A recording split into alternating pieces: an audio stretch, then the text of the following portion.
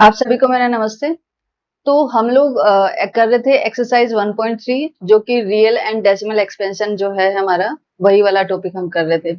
तो उसके जो एक्सरसाइज मैंने एग्जांपल्स में ऑलरेडी करवा चुकी हूँ और एक्सरसाइज के भी हमने 4 क्वेश्चंस कंप्लीट कर लिए हैं। आज हम उसके आगे से कंटिन्यू करते हैं क्लास। ठीक है, तो आज हमारा क्वेश्चन होगा 5।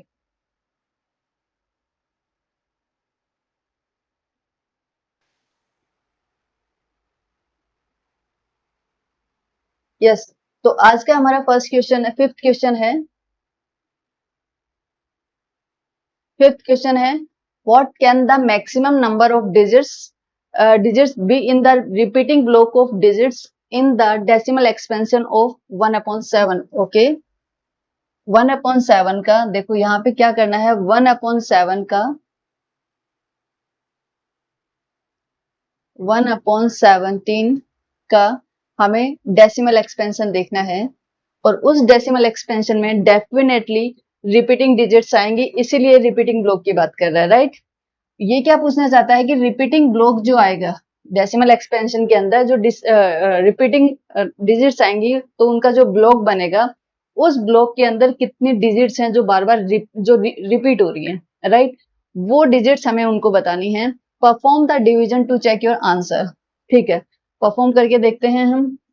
देखो 1 को डिवाइड किया है किससे, 17 से। चलो स्टार्ट करते हैं। जाएगा नहीं, 0 पे जाएगा नहीं। अभी भी नहीं जाएगा। एक और 0 लिया तो कितना जाएगा, 17 5 जा 85, 17 5 जा 85। तो अभी हमारे पास कितना बच गया, 5 और इधर 1। ठीक है, 17 5 पे चला गया।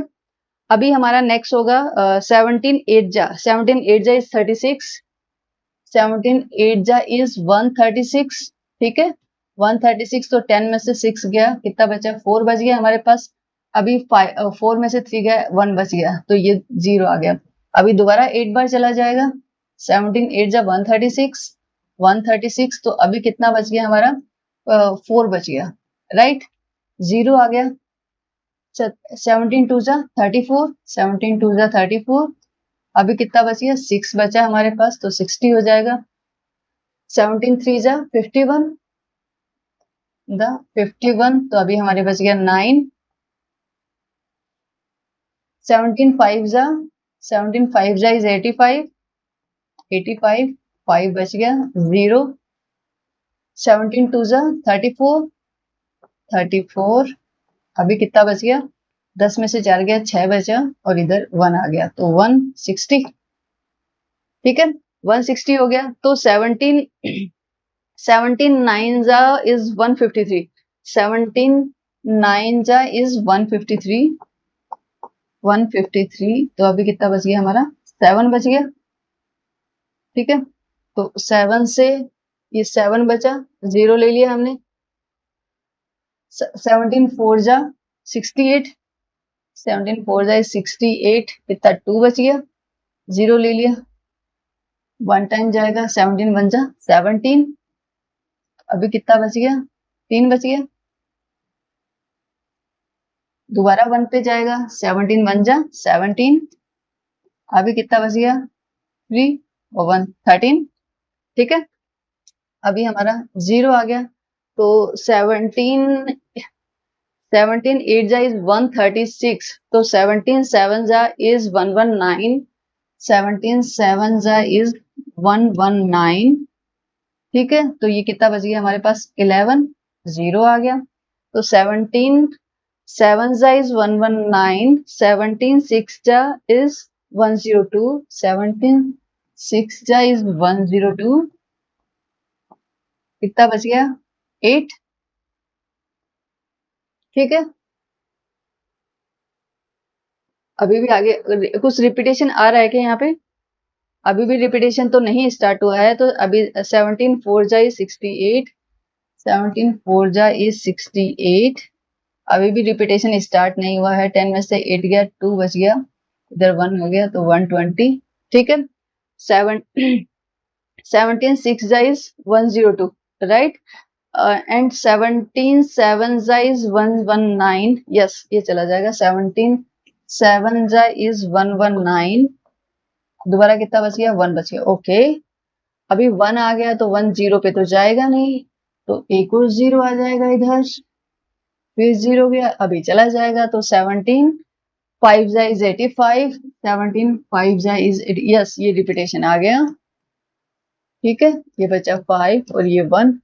ओके, तो देखो अगर हम यहाँ पे देखें, वाह कितना लंबा है, यहाँ पे देखो, यहाँ पे हमने देखा कि हमारा कहाँ से स्टार्ट हुआ, 100 से स्टार्ट हुआ, राइट, 100 से स्टार्ट हुआ, फिर हमने देखा कि यहाँ पे हमारा कोई रिपीटेशन नहीं है, बट यहाँ पे देखो, यहाँ पे आपका दोबारा वही स्टार्ट हो गया, 100 आ गया, यहाँ पे भी 100 आ गया, 1 आया था, फिर मैंने 0 लिया, उसमें भी नहीं गया, तो मैंने उधर 0 लिया, फिर यहाँ पे 0 लिया, तो 185 मीन्स यहाँ से इसका रिपीटेशन स्टार्ट हो गया। इट मीन्स देखो, ये इधर 05 आया था, यहाँ पे दोबारा 05 आ गया, इट मीन्स यहाँ इसके आगे इसका रिपीटेशन स्टार्ट हो गया है।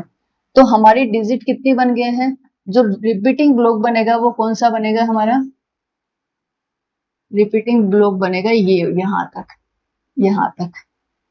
ओके, इसमें डिजिट देखते हैं, रिपीटिंग ब्लॉक में डिजिट कितनी है, 1 2 3 4 5 6 7 8 9 10 11 12 13 14 15 16, बाकी कितने 16 डिजिट है। तो यहाँ पे हम लिख देते हैं एक बार, 1/17 जो है उसका कितना आएगा, 0.0882335294117647, और ये है हमारा रिपीटिंग ब्लॉक, इसीलिए इसके ऊपर आ जाएगा हमारा बार, राइट। और जो रिपीटिंग ब्लॉक है इसमें कितने डिजिट हैं, 16 डिजिट्स है हमारी, 16 डिजिट्स है हमारी, ठीक है, 16। Perform the division to check your answer, हमने चेक किया और हमारी 16 डिजिट आ गई हैं, ठीक है। तो कभी कभी क्या होता है कि हमें लगता है कि जो रिपीटेशन आना होता है वो स्टार्टिंग में 2 या 3 डिजिट में हमें पता चल जाएगा, लेकिन आपने जैसे ही 1/17 का देखा, 16 डिजिट के बाद में रिपीटेशन स्टार्ट होता है, इट मीन्स इसका जो रिपीटिंग ब्लॉक है उसमें कितने डिजिट हैं, 16 डिजिट हैं, ठीक है। तो हम आगे चलते हैं,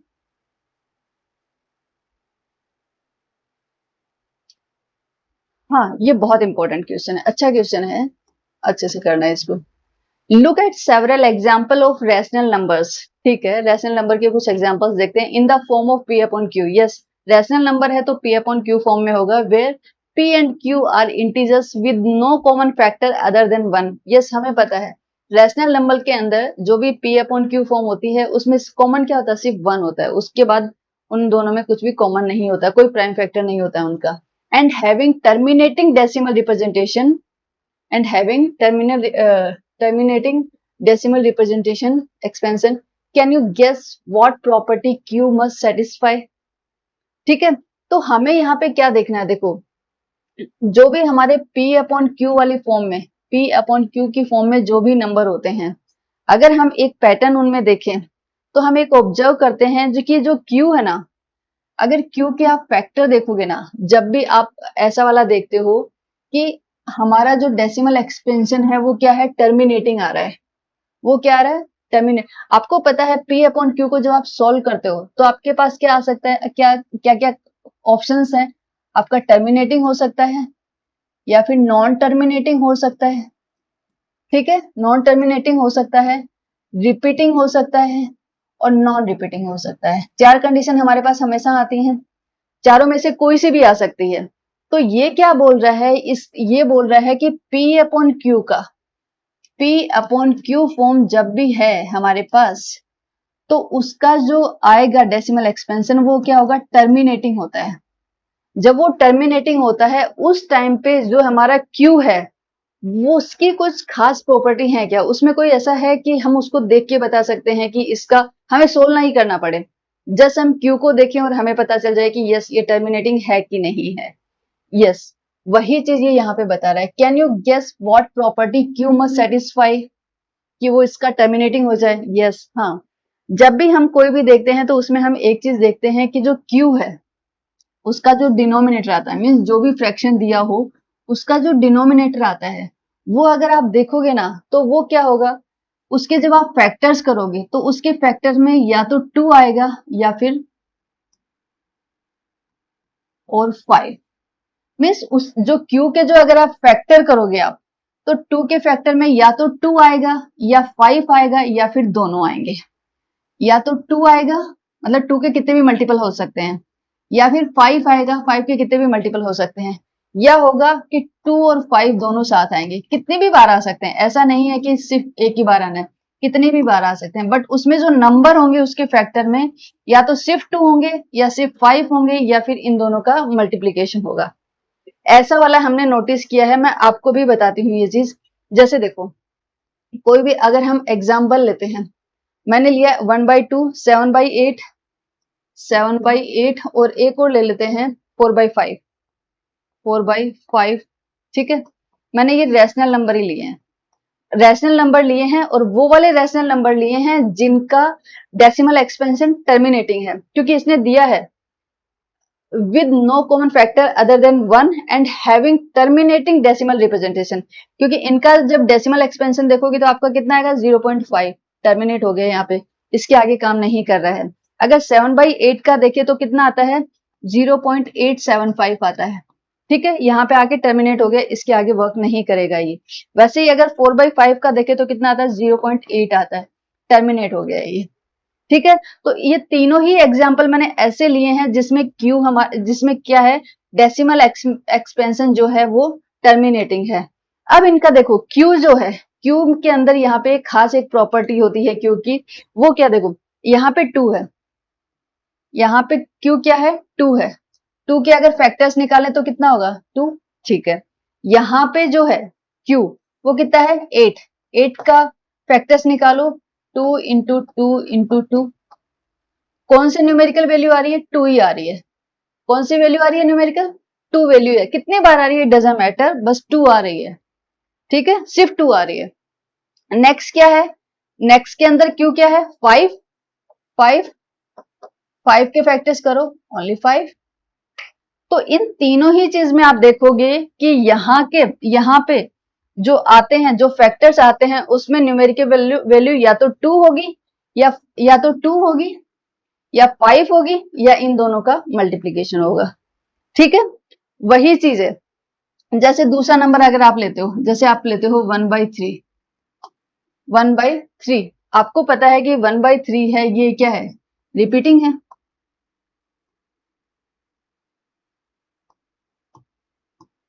रिपीटिंग है ना, टर्मिनेट नहीं हो रहा है, टर्मिनेट नहीं हो रहा है, रिपीटिंग है। तो यहाँ पे देखो जो 3 है इसका क्यू जो है वो 3 है, मीन्स ये ना ही तो 2 है ना ही 5 है और ना ही 2 इंटू 5 का है, राइट, इसीलिए ये टर्मिनेट नहीं हो रहा है। अगर कोई भी फ्रैक्शन टर्मिनेट होता, उसका जो डेसिमल एक्सपेंशन है अगर वो टर्मिनेट होता तो उसमें ये वाली प्रॉपर्टी खास होती, तभी वो टर्मिनेट होगा। इसीलिए मैंने ये वाला यहाँ पे एक ब्लॉक लिखा है जिसको आप अच्छे से रीड कर सकते हो। A rational number p upon q has a terminating decimal expansion if and only if the denominator q has no prime factor other than 2 और 5। ठीक है, उसका जो डिनोमिनेटर है q, उसके अगर हम फैक्टर्स निकालें या प्राइम फैक्टर निकालें तो या तो 2 होंगे या 5 होंगे या फिर एंड होगा 2 and 5।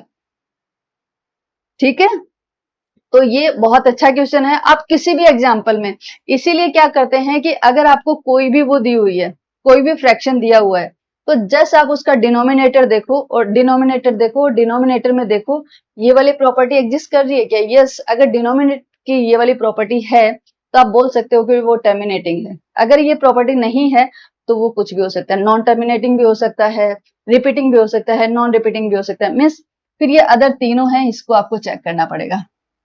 ठीक है, तो ये था हमारा ये 6 वाला क्वेश्चन। अब हम चलते हैं नेक्स्ट पे।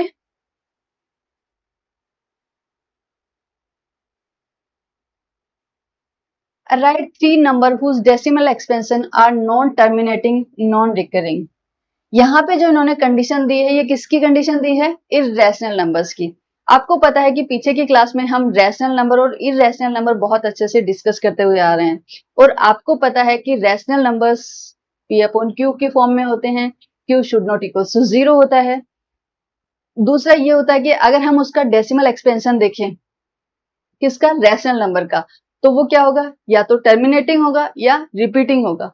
इसके अपोजिट क्या होता है कि जो उनका डेसिमल एक्सपेंशन है नॉन टर्मिनेटिंग हो या फिर नॉन रिपीटिंग हो। अगर दोनों ही कंडीशन होती हैं, कौन सा,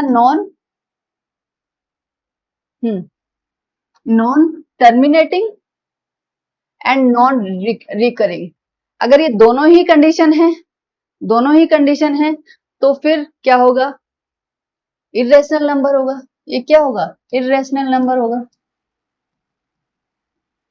इर्रेशनल नंबर होगा, राइट। तो हमें इर्रेशनल नंबर देखना है, तो इर्रेशनल नंबर का कोई भी आप एग्जांपल दे सकते हो, ठीक है। जैसे यहाँ पे मैंने लिख दिया है √3, √26, √101, या फिर आप लिख सकते हो जैसे √2। आपको पता है इर्रेशनल नंबर में क्या आते हैं, √2, 5, e, √5, है ना, √3। तो ये सभी क्या है, ये सभी हमारे इर्रेशनल नंबर हैं। इर्रेशनल नंबर है मतलब यही आएगा कि इनका जो ये वाला है टर्मिनेट भी नहीं होगा और रिपीट भी नहीं होंगे। ये तीनों चारों कुछ भी वैल्यू दे सकते हो आप, जरूरी नहीं है। मैंने तो यहाँ पे √3, √26 और √101 की वैल्यू दे दी। वैसे लॉजिक ये बनता है कि आपके एग्जाम में जो फाइनल एग्जाम होती है उसमें कभी इस टाइप के क्वेश्चंस नहीं पूछे जाएंगे, मतलब चांसेस ये रहते हैं कि इस टाइप के क्वेश्चंस नहीं पूछते हैं, और पूछते हैं तो आप इसमें जो कॉमन एग्जांपल होते हैं जैसे पाई है, ई है, या फिर रूट यूलर्स नंबर जो होते हैं वो है, या पाई है, या फिर √2 है। जैसे √2 है, सभी को पता होता है कि 1.1441 यही वाली वैल्यू लेते हैं। पाई का सभी को पता है 3.1414 समथिंग समथिंग, ठीक है। ई का भी सबको पता है 2 पॉइंट समथिंग। तो अगर ऐसा वाला आता है तो आप जो कॉमन कॉमन एग्जांपल्स हैं उनमें से कोई भी दे सकते हो। ये इतना टिपिकल लिखने को आपको आपको जरूरत नहीं है। अगर फिर भी आप अगर करना चाहते हो, जैसे मान लो आपके पास है 3 है, मान लो आपके पास आ गया √5 है, मान लो √5 है, आपको √5 की वैल्यू निकालनी है।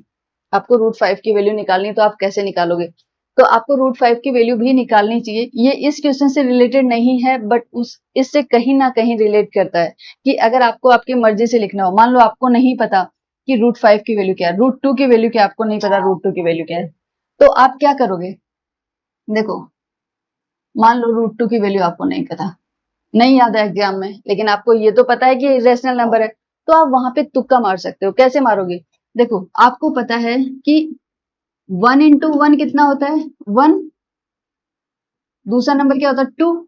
हम क्या देखेंगे, हम परफेक्ट स्क्वायर देखते हैं कि परफेक्ट स्क्वायर किसका एग्जिस्ट करता है। जैसे 1 का होता है, 1 को 1 से करेंगे तो 1 आ गया, 2 को अगर 2 से करोगे तो कितना आता है, 4 आता है, ठीक है। इसका मतलब है कि 2 है, ये किसी का भी परफेक्ट स्क्वायर तो है नहीं, ना तो ये 1 का है, 1 तो इससे छोटा है तो 1 का भी नहीं है। अगर हमने 2 का करके देखा तो ये तो 4 होता है, तो ये भी नहीं है। इसका मतलब इसकी जो वैल्यू होगी वो इन बिटवीन 1 और 2 के बीच में होगी, कहीं पे, कहां पे होगी, 1 और 2 के बीच में होगी। 1 और 2 के बीच में कितनी हो सकती है, देखो 1 और 2 के बीच में कितनी हो सकती है, ये हो सकती है, अगर हम एक एक डेसिमल तक देखें 1.1, 1.2, 1.3, राइट, ऐसे हो सकती है। तो एक काम कर सकते हो आप, जैसे 1 पॉइंट मान लो आपने लिया 1.2 ले लिया, क्योंकि आपको पता है कि इन बिटवीन कहीं पे मिड में एग्जिस्ट कर रही होगी शायद इसकी वैल्यू। तो अगर आपने मान लो ले लिया 1.3, मान लो आपने 1.5 ले लिया, इसकी वैल्यू क्या ले ली 1.5, तो अगर 1.5 को 1.5 से मल्टीप्लाई करते हैं तो कितना आता है, 5 25, 5 एकम 5, 6 7, 5 1 5 12 225, 2.225 कितनी आ गई। अगर मैंने 1.5 को किया का स्क्वायर किया तो वो कितना आता है 2.25। इसका मतलब है कि जो √2 है इसकी वैल्यू क्या होगी 2, 1.5 तो नहीं हो सकती, 1.5 तो नहीं हो सकती, क्योंकि 2 को हम 1.5 का स्क्वायर नहीं लिख सकते। हम 2 को क्या नहीं लिख सकते 1.5 का स्क्वायर, क्योंकि 1.5 का अगर मैं स्क्वायर करूंगी तो कितना आता है 2.25, जो कि इससे ज्यादा है। तो इसका मतलब है कि √2 की वैल्यू मेरी 1.5 से पीछे ही कहीं पे एग्जिस्ट करेगी। तो चलो एक काम करते हैं 1.4 पे लेके देखते हैं, 1.4 पे लेके देखते हैं 1.4 पे कितनी आती है, 4 4 जा 16, 4 4 1 जा 4 और एक 5 4 1 6 1.91 1.96 यस। तो √2 की वैल्यू कितनी होगी? 1.4 के कुछ आगे ही होगी। तो यहाँ पे जो है जो 2 है उसको मैं क्या कर सकती हूँ? ऑलमोस्ट इक्वल 1.4 का स्क्वायर कर सकती हूँ ना, 1.4 का स्क्वायर लिख सकती हूँ मैं। अगर मैं इसको 1.4 का स्क्वायर कर सकती हूँ तो ये जो अंडर रूट है ये स्क्वायर से कट जाएगा और मेरा वैल्यू क्या आ जाएगी? 1.4। आगे आगे अगर आप और एक्यूरेसी चाहते हो तो आप क्या करोगे? 1.41 को आप 1.41 से मल्टीप्लाई करके देखो, या फिर और चाहते हो तो 1.42 को 1.42 से मल्टीप्लाई करके देख लो। कौन सा 2 के नियर आता है आप उसको उसका स्क्वायर कर सकते हो। मैंने यहाँ पे डेसिमल की सिर्फ एक वैल्यू लेके उसको कर दिया है, तो आप ऐसे कर सकते हो। तो 1.14 नहीं होती, 1.414, ठीक है, 1.41 होती है इसकी, ठीक है। तो √2 की वैल्यू निकालोगे तो कितनी होगी? 1.4 समथिंग है। तो ऐसे ये एक रफली आइडिया है, एक रफ कैलकुलेशन मैंने आपको दी है कि अगर कभी भी कोई रूट आ गया, रूट की अगर आपको वैल्यू निकालनी है तो आप इस तरीके से निकाल सकते हो, ठीक है। जैसे यहाँ पे है, देखो एक थोड़ा सा आइडिया बताती हूँ आपको। देखो √26 है, यहाँ पे मान लो इन्होंने √26 की वैल्यू लिखी हुई है। पहले 3 वाली बताती हूँ। जैसे 3 की लिखी हुई है, √3 की वैल्यू लिखी हुई है, आपके पास इसकी कोई कैलकुलेशन होनी चाहिए। तो देखो अगर आप 1 का स्क्वायर करते हो तो कितना आता है? 1 आता है। अगर 2 का स्क्वायर करते हो तो कितना है? 2 2 जा 4 4 आता है। लेकिन ये तो कितना है? 3 है। इसका मतलब ये बीच में कहीं पे एग्जिस्ट करेगा, ये इसके बीच में कहीं पे एग्जिस्ट करेगा।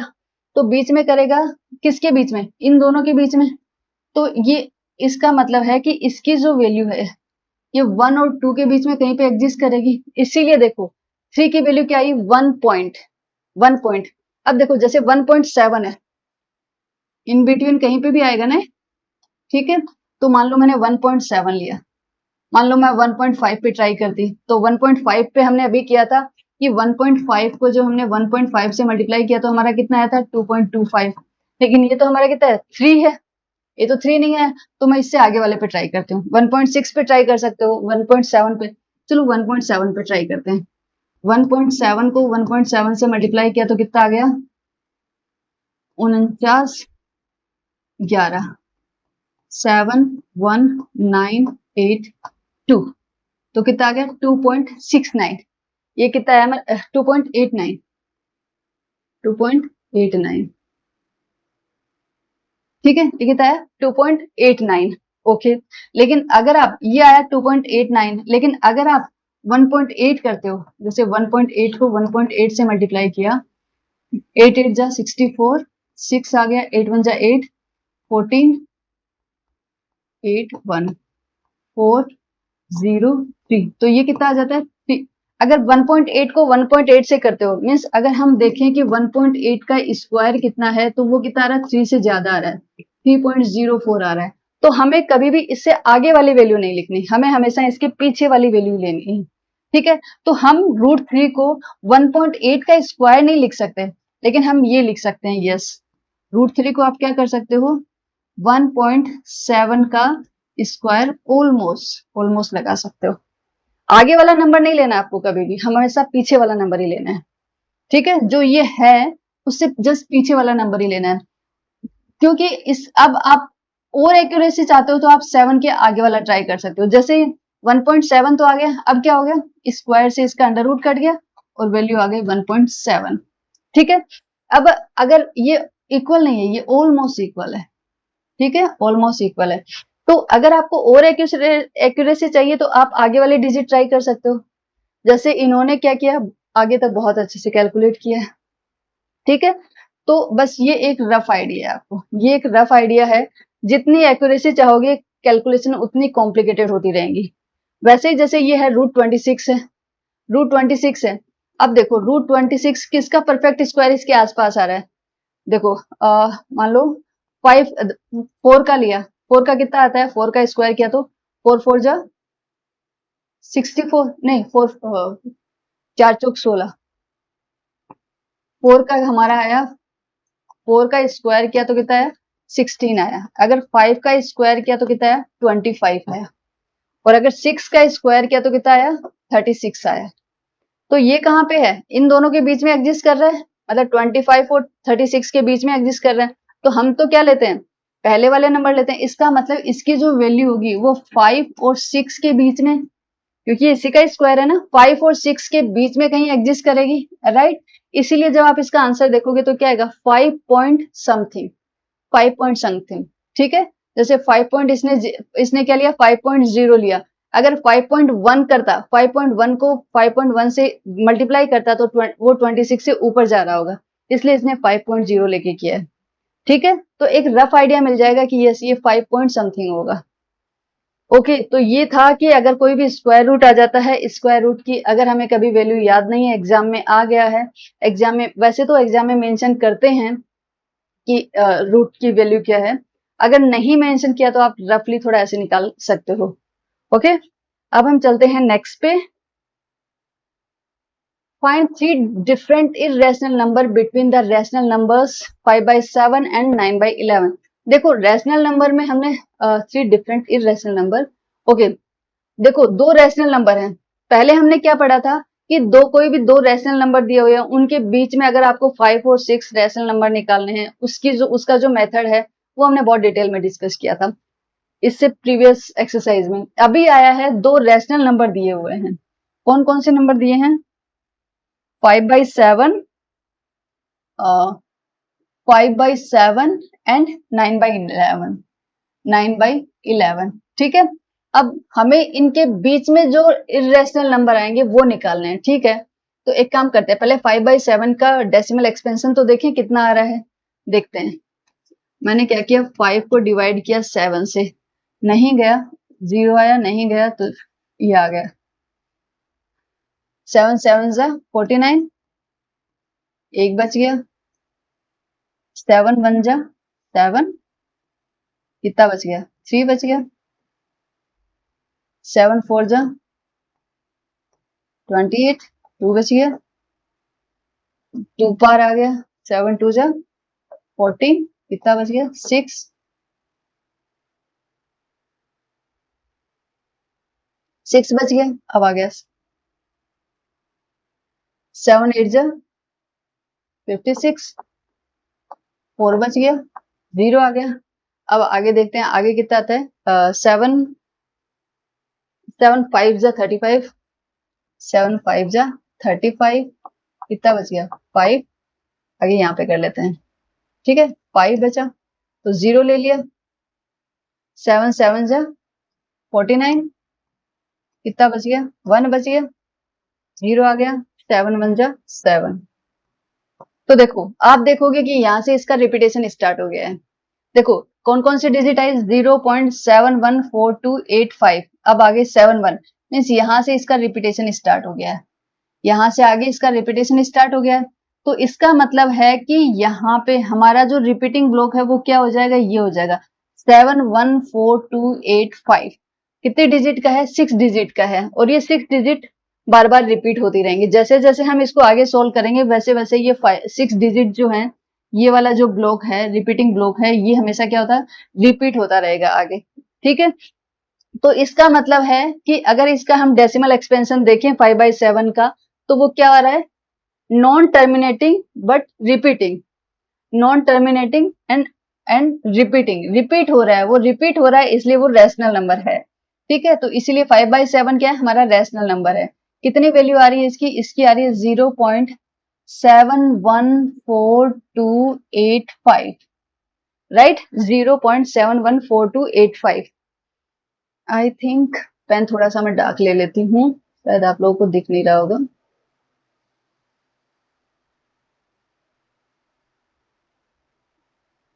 ओके, ये था हमारा ये था हमारा 5/7। 5/7 का कितना आया, 0.714285, राइट, ये हमारा रिपीटिंग ब्लॉक आ गया, ठीक है। अब हम देखते हैं 9/11 की कि इसकी वैल्यू कितनी आ रही है। तो 9 को 11 से डिवाइड करके देखते हैं, 9 को 11 से डिवाइड किया, 0.90, 11 8 जा 88, 2 बच गया, 0 तो 11 1 जा 11, कितना बच गया 9, 8 आ गया 88, रिपीटेशन स्टार्ट हो गया 20, ठीक है, और 1, 11। तो ये क्या होगा, आगे रिपीट होता रहेगा, आगे रिपीट होता रहेगा। तो हमें क्या करना है, कौन सी रिपीटिंग ब्लॉक है, 81, 81 जो है वो हमारा रिपीटिंग ब्लॉक है, 81 है वो रिपीट हो रहा है, इसीलिए इसकी वैल्यू क्या आ जाएगी 0.81 का बार। ओके, अब देखो आप, हमें क्या करना है, इन दोनों के बीच में कोई भी नंबर लिखना है। अब देखो ये क्या है 0.71 और ये क्या है 0.81, इसका मतलब है कि 0.71 से जो आगे के नंबर्स हैं उसके आगे के नंबर बहुत सारे हैं और इससे पीछे के नंबर, मैं कोई भी नंबर लिख सकती हूँ। इन दोनों के बीच में यहाँ पे हजारों नंबर एग्जिस्ट करते हैं, हजारों नहीं इनफाइनाइट नंबर्स एग्जिस्ट करते हैं, राइट। तो मैं यहाँ पे मुझे कितने लिखने हैं, कोई भी 3 लिखने हैं, तो मैं कोई भी 3 लिख सकती हूँ, कितने भी नंबर लिख सकती हूँ मैं इसके अंदर, ठीक है। और इरेशनल है, इसका मतलब मुझे टर्मिनेट भी नहीं करना है और रिपीट भी नहीं करना है।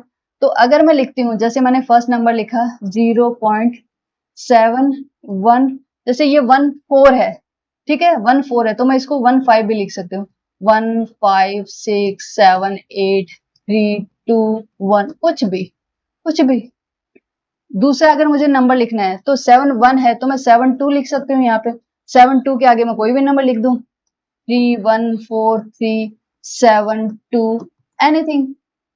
नेक्स्ट आता है 0.7, यहां तक कहां तक आ रहा है 0.81 आ रहा है ना, 81 आ रहा है, तो 81 से पहले मैं कितना भी लिखूं 75 लिख दूं, 7 5 1 3 6 6 1 2 3, कुछ भी, कुछ भी रिपीटेशन नहीं है, कोई टर्मिनेशन नहीं है, दोनों इसके बीच में एग्जिस्ट कर रहे हैं, तो ऐसे आप कोई भी नंबर लिख सकते हो। ये नंबर जो होते हैं वो कभी भी दो स्टूडेंट के सेम नहीं हो सकते अगर उन्होंने आपस में चीटिंग नहीं की है तो, ठीक है। अगर दोनों ने आपस में चीटिंग नहीं की है और एग्जाम में ये क्वेश्चन पूछा जाता है तो ये जो 3 नंबर हैं किसी भी स्टूडेंट के सेम होने के चांसेस नेग्लिजिबल है ना, क्योंकि इनफाइनाइट नंबर एग्जिस्ट करते हैं, आप कोई भी नंबर लिखोगे बीच में से, कुछ भी, बस इन दोनों के बीच में होने चाहिए वो नंबर। ओके, चलो हाँ, अब हम चलते हैं हमारा next and last question, next भी है और लास्ट भी है। देखो ये आता है हमारा classify the following numbers as rational और इरेशनल नंबर। देखो हमें क्लासिफाई करना है कि ये पता करना है कि ये रेशनल नंबर है या इरेशनल नंबर है, राइट। तो हमें क्या करना होगा, जैसे रूट रूट 23 है, वैसे तो एग्जाम में क्या करते हैं कि ऐसे जो होती हैं इनकी वैल्यूज कभी पूछते नहीं है, जैसे रूट रूट 3 है, रूट 23 है, ठीक है। तो रूट 23 दिया है, ये किसी परफेक्ट किसी का स्क्वायर तो है नहीं, परफेक्ट किसी का भी स्क्वायर नहीं है, बट हमें इसकी आसपास वैल्यू तो हम पता कर सकते हैं। देखो कितनी होगी, रूट 23 है, 5 5 जा 25, 5 को अगर मैंने 5 से किया तो कितना आता है 25, 4 4 जा 16, इसका मतलब है इसकी जो वैल्यू होगी वो 4 और 5 के बीच में कहीं पे एग्जिस्ट करेगी, 4 और 5 के बीच में कहीं पे एग्जिस्ट करेगी, ठीक है। तो मैंने इसको लिख दिया 4 पॉइंट। अब 4 पॉइंट कितना, 4 पॉइंट कितना वो देखते हैं, कितना आना चाहिए 23 आना चाहिए। मान लो मैंने लिया 4.1, 4.1 को 4.1 से मल्टीप्लाई करके देखते हैं, 1 4 1 जा 4, 4 1 जा 4 4 16 1 8 6 1, ठीक है, 1681, तो ये कितना हो गया 1681, 1681, ये तो बहुत कम है। ये कितना है, अगर मैंने 4.1 को 4.1 से किया तो 16.81, मेरा तो 23 आ रहा है। तो हम आगे बढ़ते हैं, हम लेते हैं 4.5, 4.5 को 4.5 से मल्टीप्लाई करते हैं तो कितना आता है, 25 20 और 2 22, तो 20 16 17 18, 5202, तो ये कितना आ गया 20.25, ये भी बहुत पीछे है। आगे चलते हैं और अगर हम लेते हैं 4.7 के आसपास ले या 9 ले लेते हैं, 9 ले गया, 9 ही ले लेते हैं, 4.9 इंटू 4.9 लेते हैं, ठीक है। वैसे देखो हमें समझ जाना चाहिए था कि 4 पे क्या आ रहा है, 16 आ रहा है, 5 पे आ रहा है 25 आ रहा है, तो ये कहीं बीच में भी नहीं है, कहीं पे ऑलमोस्ट जो 23 है वो हमारा कहीं पे यहाँ पे कहीं पे एग्जिस्ट करेगा, राइट। 5 के पास में डिस्कस होना चाहिए हमारा। 36 36 प्लस 36 प्लस 44 44 936 4 चौक 16 17 18 19 1 0 4 2 24.01, इसका मतलब है 4.8, 4.8 पे भी एग्जैक्ट नहीं आएगा, इसके भी आगे नंबर आता रहेगा, इस आप देखोगे ना तो इसके आगे भी नंबर आता रहेगा। तो ऐसे आप कैलकुलेट करके देखोगे, इसकी 20√23 की जो वैल्यू देखोगे वो वैल्यू क्या आएगी, टर्मिनेटिंग भी नहीं होगी आपकी, टर्मिनेटिंग भी नहीं होगी और नॉन टर्मिनेटिंग आएगी, non terminating and non repeating,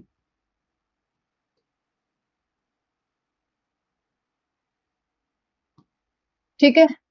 तो ये क्या हो जाएगा, ये हमारा क्या हो जाएगा, रैशनल इररेशनल नंबर हो गया, इररेशनल नंबर, इररेशनल नंबर हो गया, ठीक है।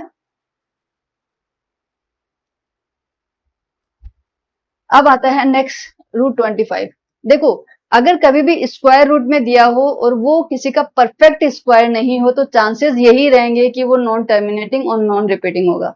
अगर किसी का परफेक्ट स्क्वायर नहीं है तो वो यही होगा कि वो ना ही तो नॉन टर्मिनेटिंग और ना ही रिपीटिंग है, ठीक है।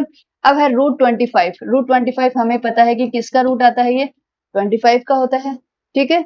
25 का होता है, 25 नहीं, 25 का नहीं, 15 का, सॉरी 15 का, 15 का अगर हम स्क्वायर करें तो कितना आता है, 25 ही आता है, 225 ही आता है,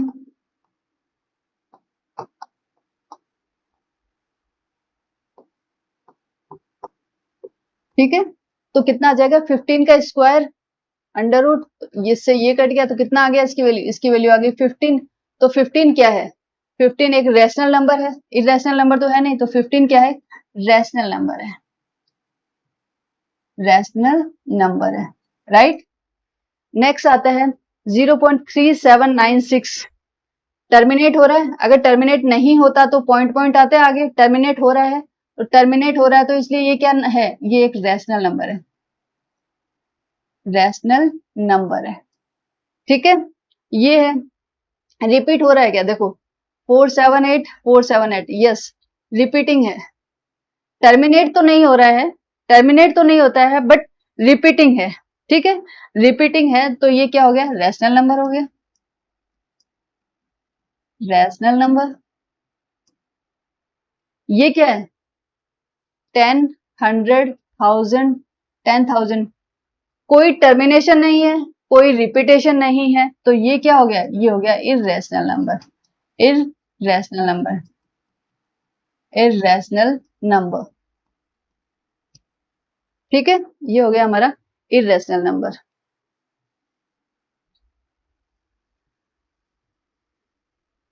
देखो मैंने आपको आपके लिए ये √23 की वैल्यू लिखी भी है, √23 की वैल्यू अगर आप निकालते हो तो ये आएगी आपकी 4.79 तक तो हम निकाल चुके थे, 4.7958, कोई रिपीटेशन नहीं है, कोई टर्मिनेशन नहीं है √23 की वैल्यू में, इसीलिए ये क्या है, non terminating non repeating means irrational numbers, ठीक है। आपको पता है, लास्ट चीज, आपको पता है कि इररेशनल नंबर में जैसे हमारे 4 कॉम्बिनेशन होते हैं, एक मिनट में इसको थोड़ा रब कर देती हूँ, हमारे 4 कॉम्बिनेशन होते हैं, एक होता है टर्मिनेटिंग, एक होता है नॉन टर्मिनेटिंग, नॉन टर्मिनेटिंग, दूसरा होता है रिपीटिंग और दूसरा फोर्थ होता है हमारा नॉन रिपीटिंग, नॉन रिपीटिंग, ठीक है। तो इन 4 कॉम्बिनेशन में सिर्फ एक कॉम्बिनेशन ऐसा है जो कि इररेशनल होता है, कौन सा है वो, non terminating non terminating and non repeating.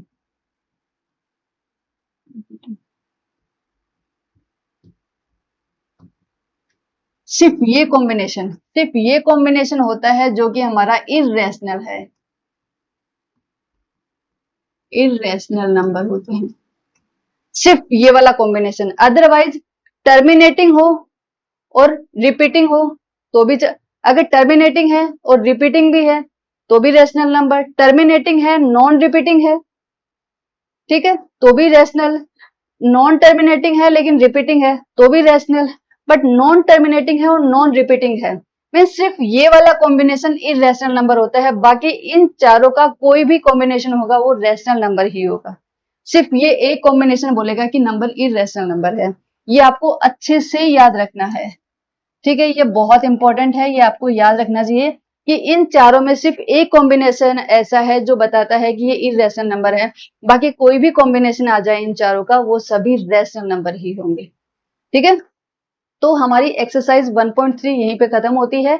Next class जो लेंगे वो हम एक्सरसाइज 1.4 होगी और उससे पहले उसकी जो भी थ्योरी है वो डिस्कस करेंगे और उसके जो भी एग्जाम्पल्स दिए हुए हैं एग्जाम्पल्स भी हम बहुत अच्छे से डिस्कस करने वाले हैं। और हाँ, आप लोगों को मेरी क्लास कैसी लगती है आप लोग मुझे कमेंट करके बता सकते हैं और अपने फ्रेंड्स के साथ शेयर भी करें जिससे मेरा वीडियो सब लोगों तक पहुंचे। Thank you.